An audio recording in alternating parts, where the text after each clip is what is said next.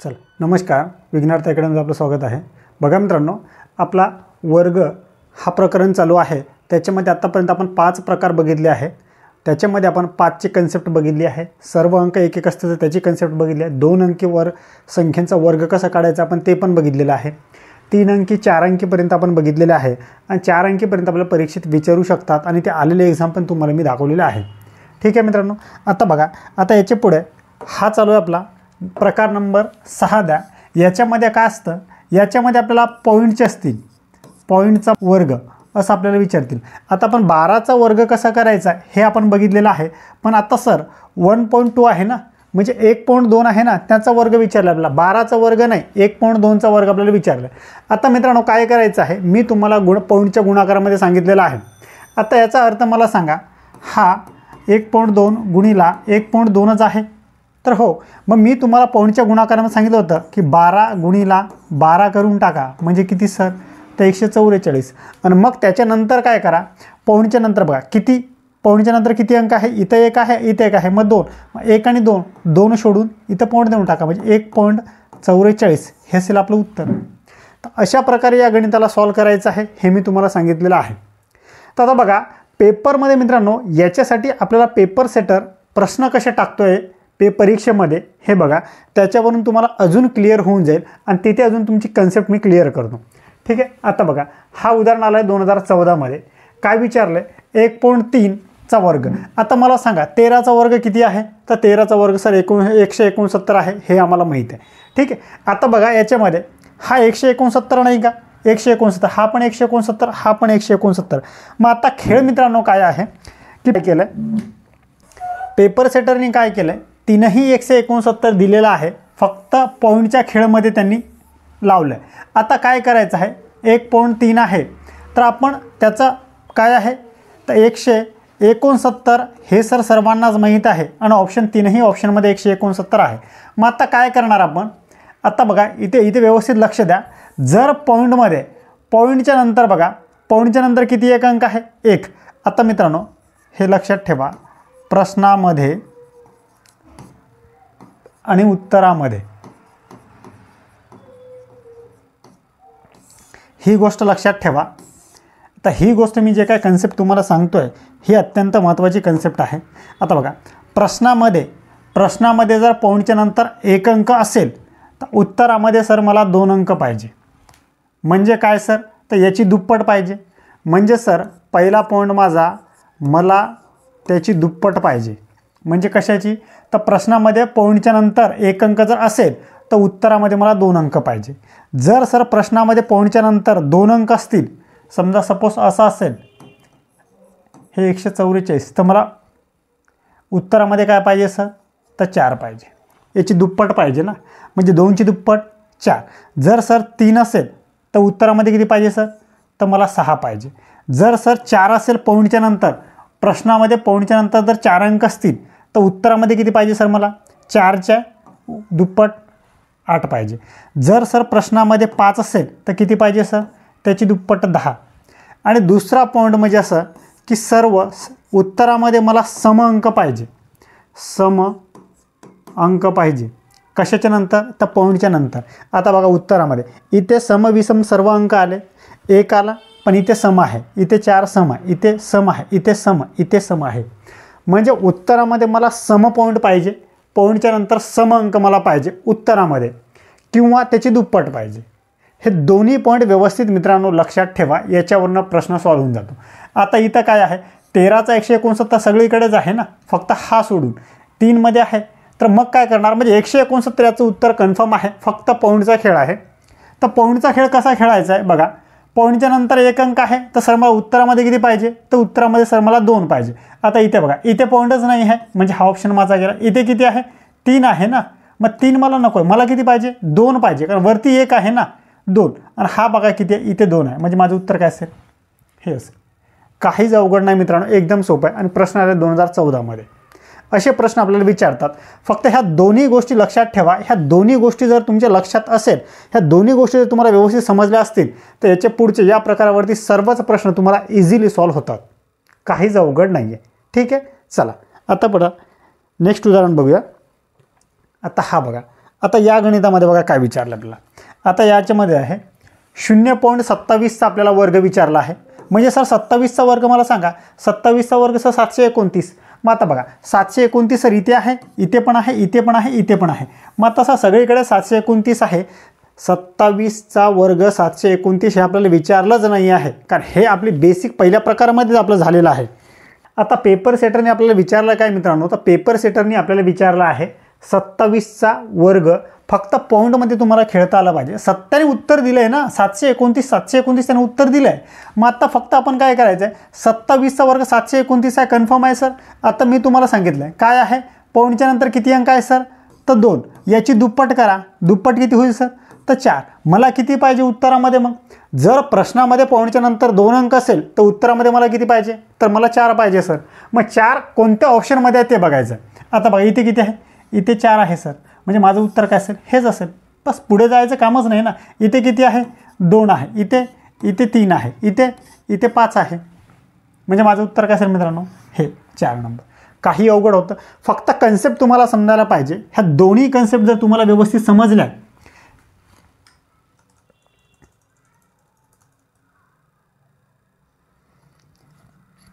ह्या दोन्ही कन्सेप्ट जर तुम्हाला समजले मित्रांनो, ही पहिली एक, तर प्रश्नामध्ये जी असेल त्याची दुप्पट करायची, आणि दुसरं काय आहे तर सम अंक.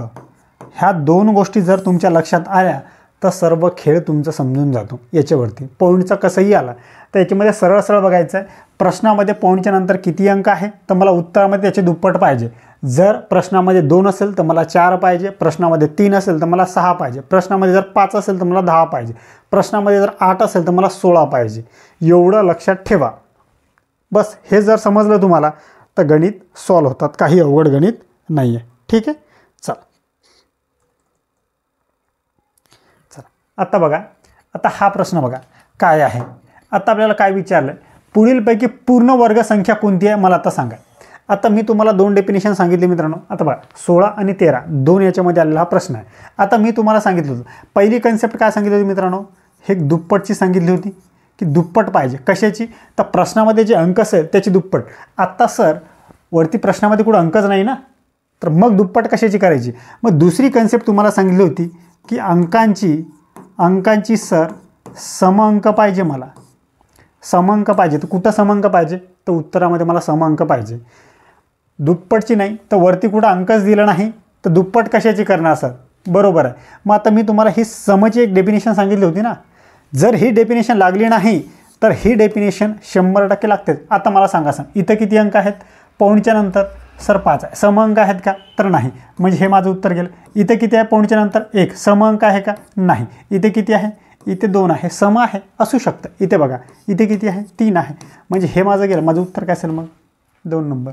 काहीच अवघड नव्हतं मित्रांनो. फक्त ह्या 2 गोष्टी जर कन्सेप्ट तुमच्या क्लिअर असत्या तर गणित तुमचं सोपं आहे. नाहीतर जर ह्या 2 गोष्टी तुमच्या क्लिअर नसेल तर मग गणित अवघड आहे.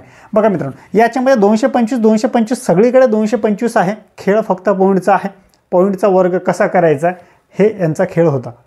याच्यामध्ये ही कन्सेप्ट फक्त व्यवस्थित होती. ही जर तुमच्या लक्षात आली असेल तर गणित सोपं आहे, नाहीतर मग गणित अवघड आहे. ठीक आहे, चल आता बघा, आता हा गणित बघा. आता हा गणित कुठं आला आहे, ते SRPF गट क्रमांक 23मध्ये आहे. 2023मध्ये आलेला प्रश्न आहे, SRPF 10मध्ये. आता याच्यामध्ये काय विचारलं मित्रांनो, आता हा बघा, खालीलपैकी कोणती संख्या वर्गसंख्या असू शकते. आता कोणती संख्या वर्गसंख्या असू शकते असा आपल्याला प्रश्न आहे.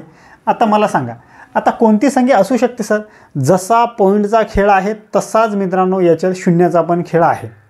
जसं पॉईंटचं आपण बघितलं होतं की तसंच याच्यामध्ये मला पॉईंटच्या याच्यामध्ये काय पाहिजे, सम अंक पाहिजे सर, किंवा समशून्य पाहिजे. समशून्य पाहिजेत कशामध्ये, तर उत्तरामध्ये. प्रश्नामध्ये काही विचारलं ना, तर मला उत्तरामध्ये सम अंक पाहिजे. समजा सपोज मित्रांनो हे 10चा वर्ग जर आपण विचारलं तर आपण किती करतो, 100. म्हणजे 1 शून्य तर डबल शून्य झाले. जर 20चा विचारलं तर किती करतो सर, हे 400 करतो. 1 आहे ना तर डबल झालं. आता सर हे 100चा वर्ग आहे तर आपण कसं करतो, हे 2 शून्य आहेत ना तर आपण 4 शून्य लिहितो. म्हणजे 100चा वर्ग आहे 10,000. असंच करतो ना आपण. म्हणजे तुम्हाला काय समजतं, 1 शून्य असेल तर आपण डबल शून्य होते. म्हणजे आपल्याला पण बघा इथं किती असो, इथं 1 आहे तर 2 होतं आहे, 2 असेल तर 4 होतं आहे. जर समजा इथं 3 असेल, हे 1000चा वर्ग किती, तर इथं होता तर 6 शून्य. हे बघा किती आहे, तर हा 6 शून्य, इथं किती आहे तर 4 शून्य, इथे किती आहे सर तर 2 शून्य. 2 4 6 सम अंक आहेत ना. म्हणजे मला उत्तरामध्ये काय पाहिजे याच्यावरून तुम्हाला समजलं असेल, तर उत्तरामध्ये मला पाहिजे सम अंक पाहिजे. मग मी इथं काय करणार सर, इथे सरळ सरळ मी पहिले काय करणार, पहिले मी सम अंक शोधणार. इथे पहा इथे किती शून्य आहे तर 3 शून्य आहे, म्हणजे हे 3 विषम आहे ना, हे माझं उत्तर नसणार.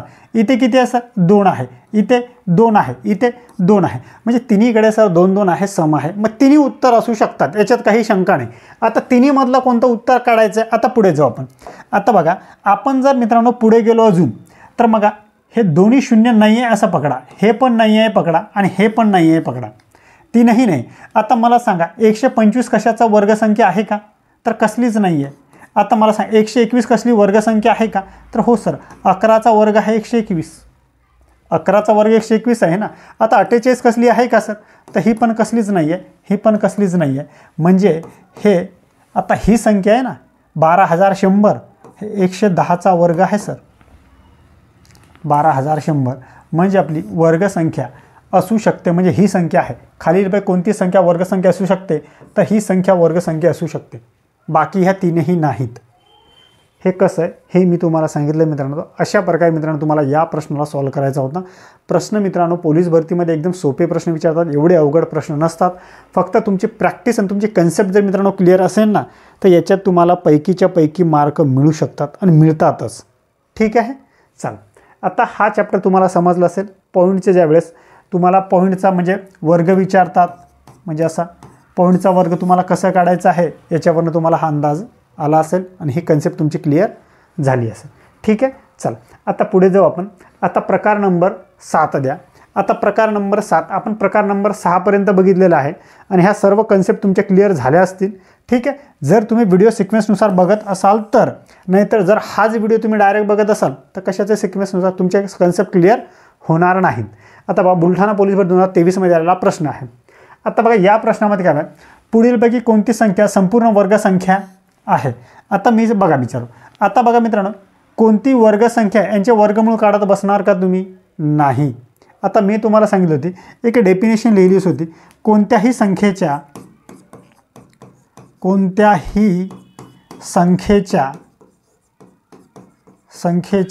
एकक स्थानी काय सर, तर एकक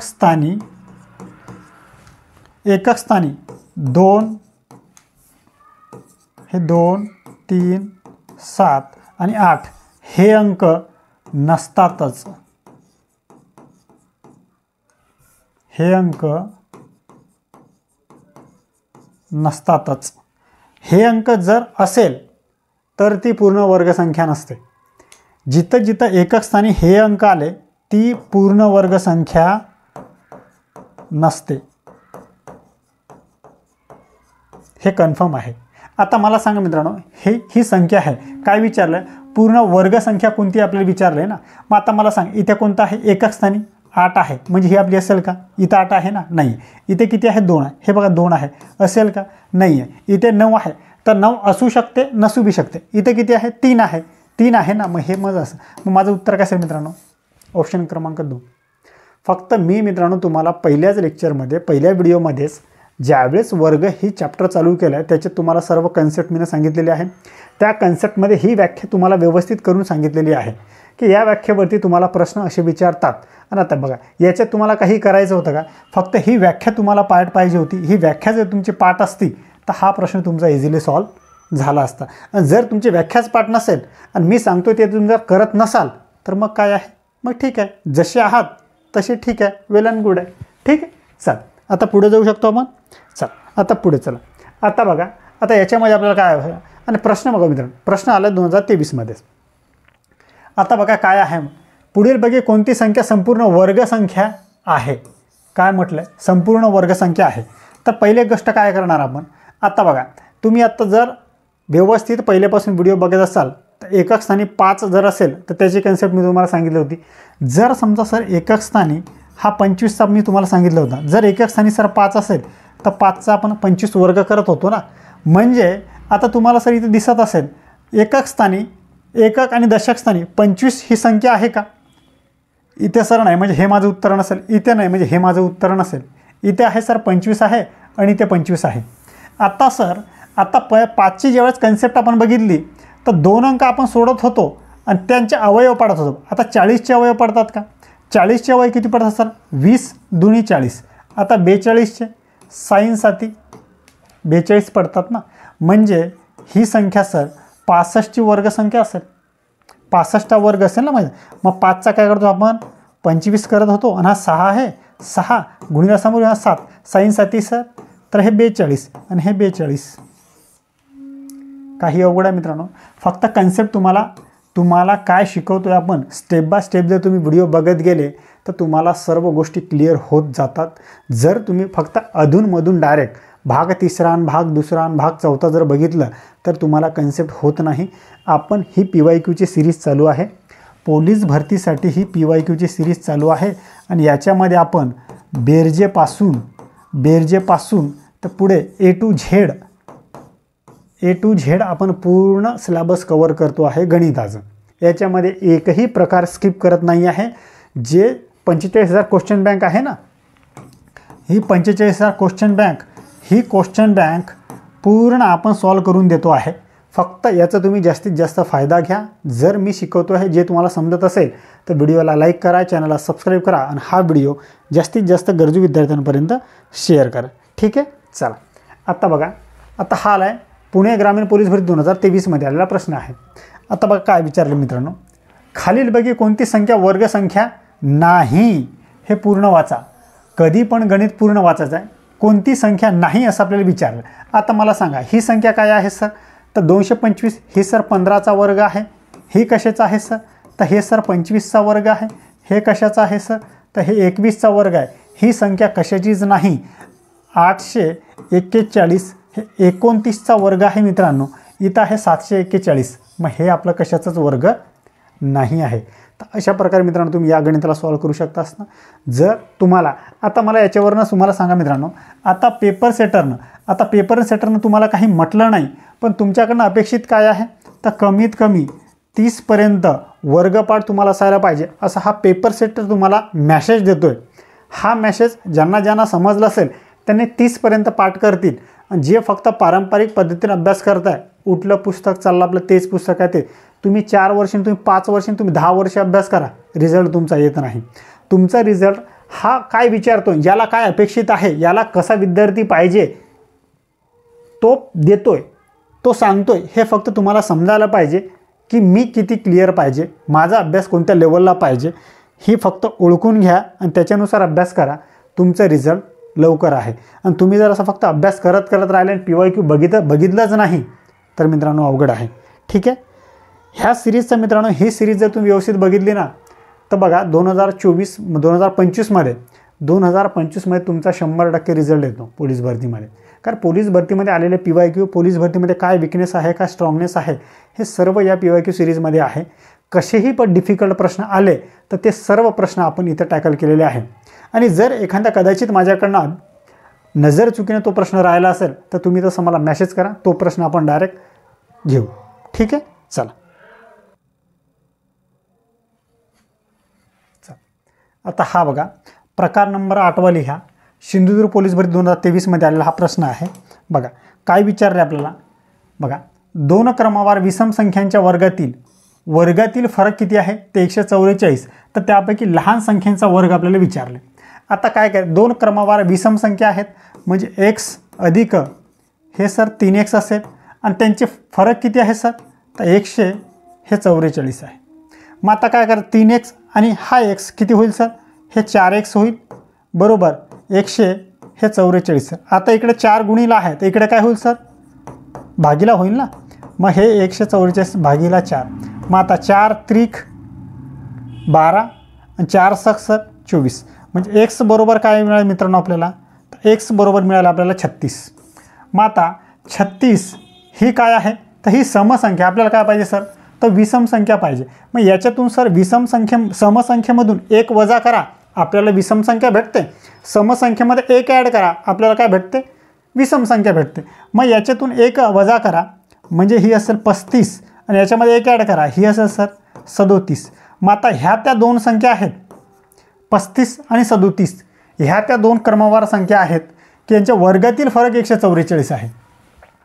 आता मला आपल्याला काय विचारलं आहे, तर त्यापैकी लहान संख्येचा वर्ग, आता लहान संख्या कोणती आहे तर 35. मग 35चा वर्ग करायचा आहे, एकक स्थानी 5 आहे तर काय सर 25, 3 चूक 12, म्हणजे आपलं उत्तर काय सर मित्रांनो 1225 आहे ऑप्शनमध्ये. तर हो सर, ऑप्शन क्रमांक 4मध्ये आहे. तर अशा प्रकारे मित्रांनो तुम्ही या गणिताला सॉल्व करू शकता. गणित काहीच अवघड नाही, गणित सोपं आहे, फक्त कन्सेप्ट काय आहे ते समजून घ्या. कन्सेप्ट जर तुम्हाला समजली तर गणित सोपं आहे. ठीक आहे. आता तुम्ही 37चा वर्ग करा आणि 35चा वर्ग करा आणि त्याची वजाबाकी करा, त्या अंकांची 144चा फरक तुम्हाला निघून जातो आहे. ठीक आहे. चल आता बघा, आता काय विचारले आहे, दोन क्रमवार संख्यांच्या वर्गाच्या वर्गसंख्यामधील फरक. आता बघा, दोन क्रमवार संख्या वर्गसंख्यामधील फरक आहे. आता त्याच्यामध्ये काय होतं, वर्गसंख्यांच्या वर्गामधील फरक होता, दोन क्रमवार संख्यांच्या वर्गामधील फरक होता. इथं आहे की दोन क्रमवार वर्गसंख्यामधीलच फरक आहे. मग ज्यावेळेस असं असेल तर हे 23 मित्रांनो कोणत्या दोन ऑप्शनने 23 होतोय, क्रमवार पाहिजे. आता बघा, 11 आणि 10 किती होतात सर तर 21. आपल्याला किती पाहिजे 23 पाहिजे. इथे किती होतात 19, आपल्याला किती पाहिजे 23. इथे बघा, इथे काय होते, इथे किती होते सर तर हा 25 होतोय ना, आपल्याला किती पाहिजे 23 पाहिजे. म्हणजे हे नसेल आणि हे पण नसेल. मग माझं उत्तर काय असेल, हे असेल. 12 आणि 11 हे 23 होतात ना, म्हणजे आपलं उत्तर असेल मित्रांनो हेच, ऑप्शन क्रमांक 4. तर अशा प्रकारे मित्रांनो तुम्ही या गणिताला सॉल्व करू शकता. गणिताला काहीच करायची गरज नाही, फक्त गणित मागचं उदाहरण हा उदाहरण बघा. मग त्याच्यात असं म्हणू नका सर की त्याच्यात तुम्ही x लावला, काय लावलं, त्याच्यात वर्गसंख्येमधील फरक विचारला होता, इथं वर्गसंख्यामधील फरक विचारला आहे.